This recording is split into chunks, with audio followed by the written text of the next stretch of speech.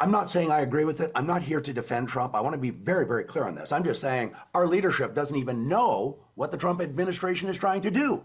And in order to develop an effective policy, you got to do opposition research. It's like NFL football that I follow all the time. You got to watch the other team and study what the other team is up to before you can develop your own strategies and plays.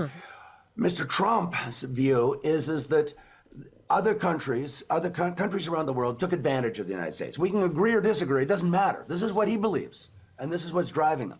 And so he said, Trump and the Trump administration are not going to use military intervention as past governments did from 1945 till now, in Lebanon and Grenada and so on. He said they're going to use the economic might of the United States because, and there's a very famous line in this document I'm quoting by the chief economist, where they say, the Trump administration states, it is a privilege, not a right, of foreign companies to enter and sell product into the American market. The last thing we should be doing is getting a trade war, first and foremost, because let's use some arithmetic, 25 and 2.5. Everyone understands that 25 is a much bigger number than 2.5. What am I talking about? The U.S. is 25 trillion GDP. It is the world's superpower. We are 2.5 trillion. Pierre Trudeau got it right.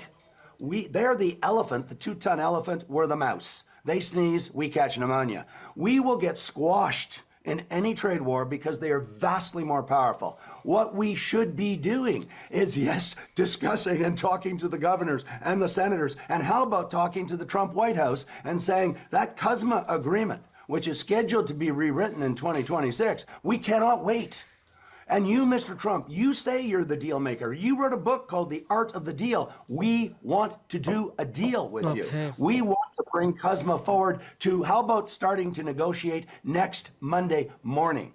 That's what we have to do. We've got to start talking, negotiating a new deal, put everything on the table. What do they want from us? What do we want from them?